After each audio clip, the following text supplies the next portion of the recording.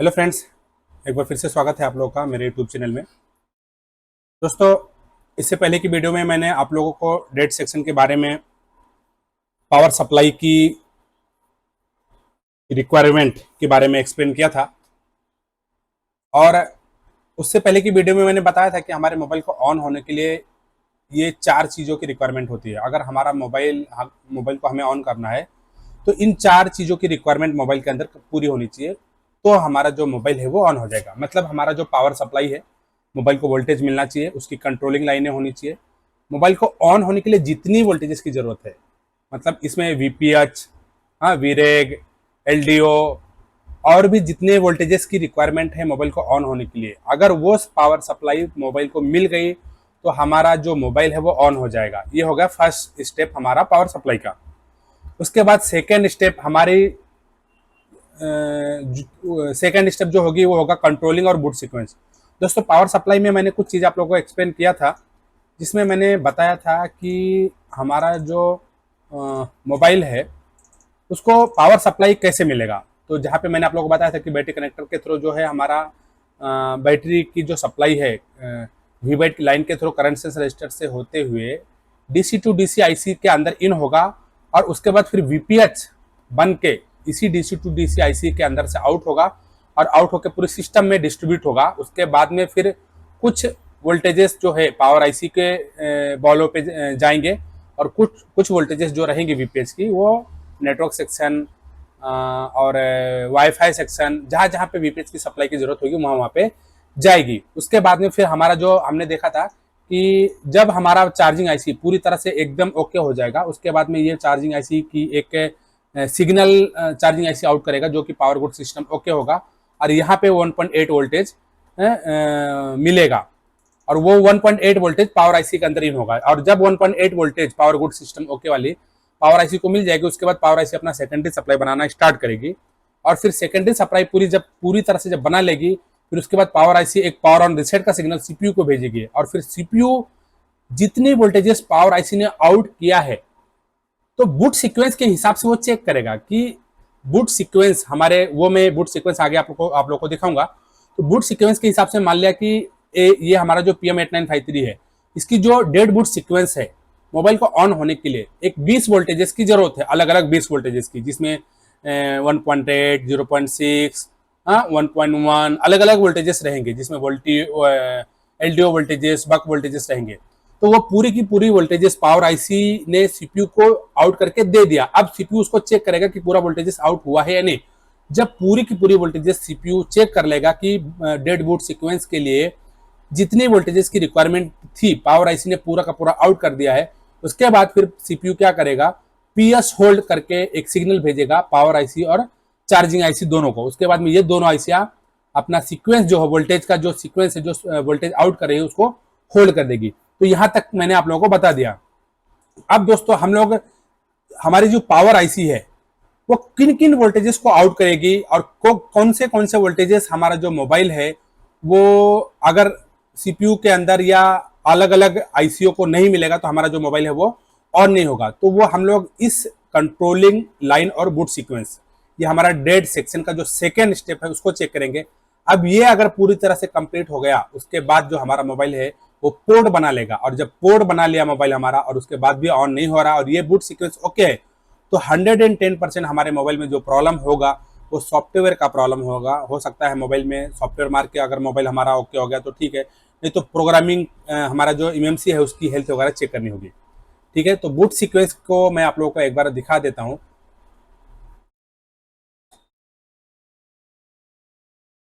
PM8937, हाँ। तो जो हमारा PM8937 है उसका जो बूट सीक्वेंस है दोस्तों, ये 1 2 3 4 5 6 7 8 9 10 इसमें, और ये 1 2 3 4 5 6 7 इतना। तो इतनी ये जो वोल्टेजेस है ये हमारा जो डेड बूट सीक्वेंस के लिए जवाबदार होंगी। और इसमें से अगर कोई भी वोल्टेज मिस होता है, अगर ये पावर आईसी आउट नहीं करती है, तो हमारा जो मोबाइल है वो पोर्ट नहीं बनाएगा। ऑन होना तो छोड़ो, पोर्ट ही नहीं बनाएगा। अब इन वोल्टेजेस को हमें, अगर हमारे पास कोई मोबाइल आता है और डेड कंडीशन में है, तो इन वोल्टेजेस को हमें स्टेप बाय स्टेप चेक करना होगा। तो यही चीज़ मैं आप लोगों को एक बार स्कीमेटिक में दिखा देता हूँ कि ये वोल्टेजेस कहाँ से निकलेगी और कहाँ पे जाएगी, वो एक बार मैं आप लोगों को दिखा देता हूँ।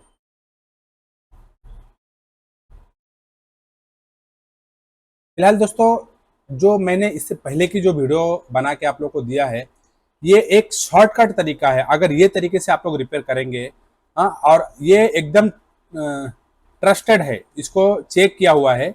अगर चार्जिंग आईसी के अंदर से पावर गुड सिस्टम ओके की लाइन पे 1.8 वोल्टेज मिल गया, तो हमारा जो चार्जिंग आईसी है वो 100% ओके है, हमें चार्जिंग आईसी पे शक करने की जरूरत नहीं है।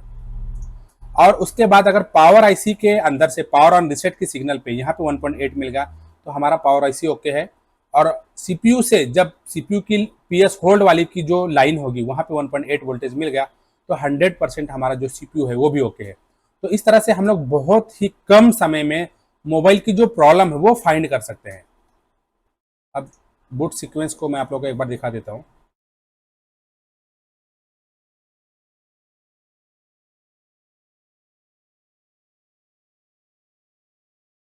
थोड़ा टाइम ले रहा है दोस्तों। बूट सीक्वेंस में जो है यही वोल्टेजेस रहेगी, PM8937।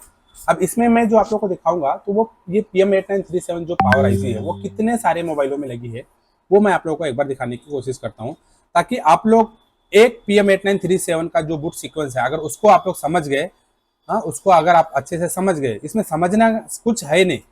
अगर एक बार में आपको समझ में नहीं आया तो वीडियो को आप लोग रिपीट करें, आप लोग बहुत ही अच्छे से समझ जाएंगे। एकदम आसान है, कुछ नहीं है। लेकिन आप कैसे है, अगर किसी रास्ते पे आपको अगर ट्रेवल करना है, आपको किसी रास्ते से कहीं पे जाना है, अगर वो रास्ता आपको पता है तो आसान रहता है, लेकिन अगर नहीं पता है, आपको दूसरे लोगों से पूछ पूछ के आगे की तरफ जाना है, तो फिर वो रास्ता आपके लिए आसान नहीं रह जाता है, भले ही वो सीधा सीधा रास्ता हो। तो इसी तरह से होता है ये भी। तो मैं आपको लोगों को एक Redmi 5A का जो मोबाइल है उसका दिखा देता हूँ।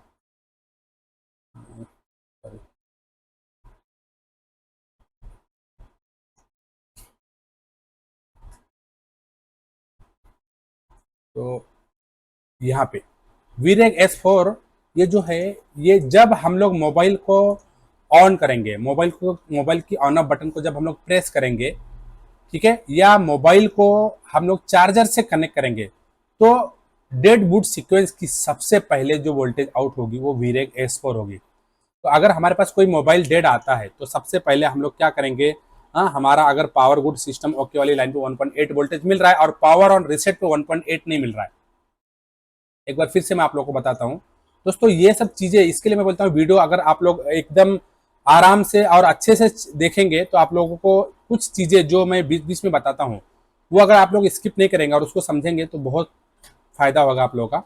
तो अगर हमारे पास कोई मोबाइल आया डेड कंडीशन में है, अब PMI8952 की जो एक पावर गुड सिस्टम ओके वाली लाइन है, यहाँ पे जब हम लोग ये वाली लाइन पे हमने 1.8 वोल्टेज चेक कर लिया, ये आ रहा है, उसके बाद फिर हम लोग टेस्टिंग के लिए कहाँ जाएंगे, पावर आईसी के ऊपर जाएंगे। अब पावर आईसी की जो हमारी होगी, वहां पे पावर ऑन रिसेट पे हम लोग क्या करेंगे, यहाँ पे 1.8 वोल्टेज चेक करेंगे। अगर ये 1.8 वोल्टेज यहाँ पे नहीं मिल रहा है, तब हमें क्या करना होगा, हमें बूट सीक्वेंस को फॉलो करना पड़ेगा। अब उसके लिए हम लोग क्या करेंगे, सबसे पहले अगर हमारे पास PM8937 कोई मोबाइल आया है जिसके जिसके अंदर PM8937 पावर आईसी लगी हुई है, तो हम सबसे पहले वीरेक S4 की जो वोल्टेज है उसको चेक करेंगे। तो यहाँ पे मैंने सर्च वीरेक S4 डाला और सर्च मारा, तो यहाँ पे आप लोग देखें वीरेक S4, ये वाली वोल्टेज सबसे पहले PM8937 से आउट होगी। बूट सीक्वेंस के लिए, डेड बूट सीक्वेंस के लिए सबसे पहली वोल्टेज ये वाली आउट होगी, ठीक है। अब ये वोल्टेज आउट कब होगा, जब इसके लिए इसकी इनपुट, इस आईसी को इनपुट वोल्टेज मिलेगी, तभी ये वोल्टेज आउट होगा।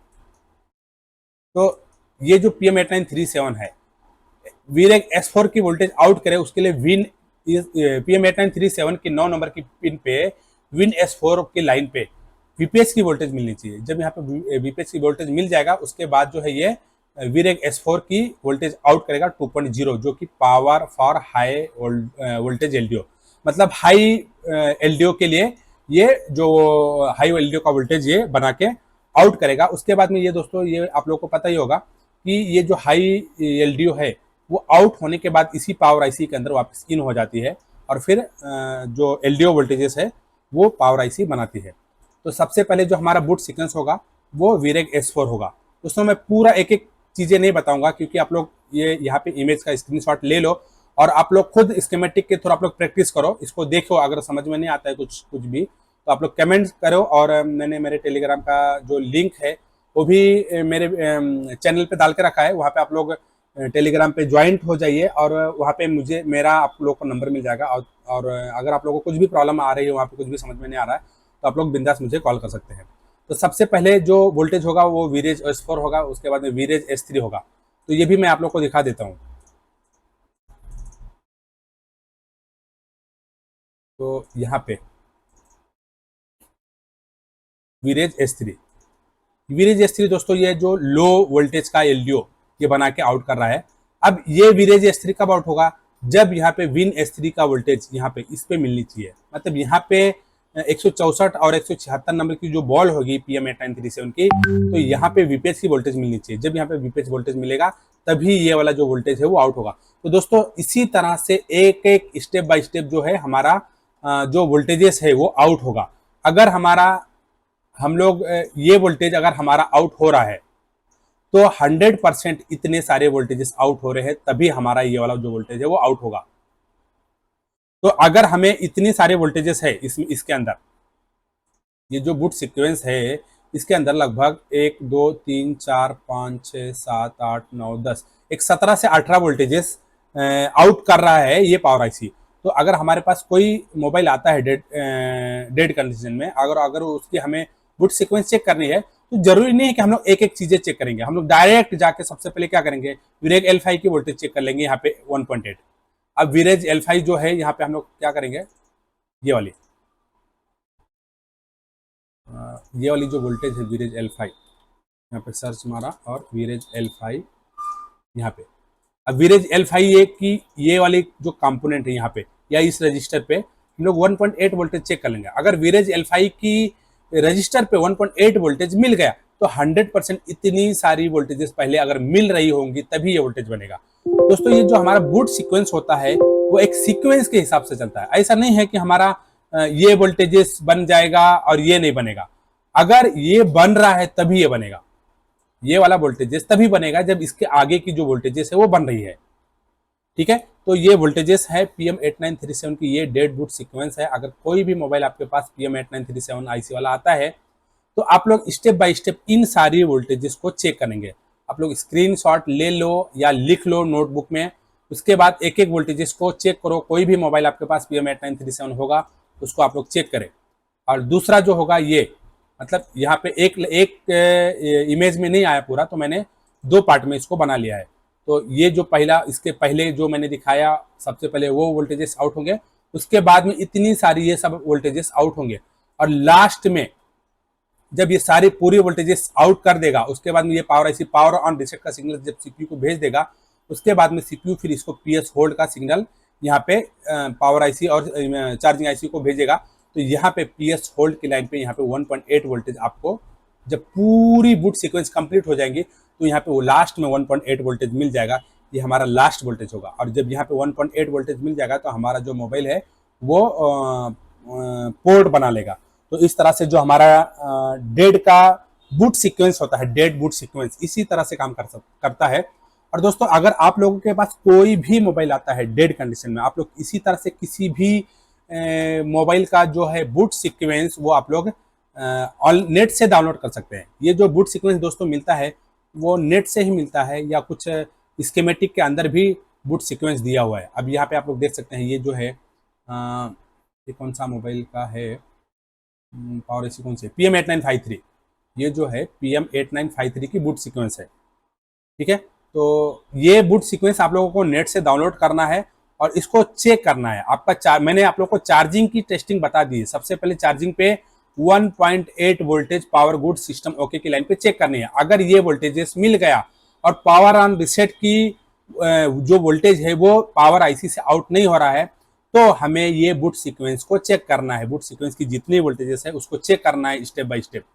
और जब ये पूरी तरह से पूरी वोल्टेजेस मिल जाएंगी उसके बाद फिर 100% सीपीयू से पीएस होल्ड का सिग्नल इस पावर आईसी को आएगा और वहां पे 1.8 वोल्टेज मिल जाएगा। और जब 1.8 वोल्टेज मिलेगा तो 110% आपका जो मोबाइल है वो पोर्ट बना लेगा, क्वेलकॉम का पोर्ट बना लेगा। क्योंकि दोस्तों ये जो वीडियो है वो क्वेलकॉम के बेस पे है। एमटीके का जो बूट सीक्वेंस होगा वो थोड़ा सा अलग है, तो उसको हम लोग नेक्स्ट वीडियो में समझेंगे।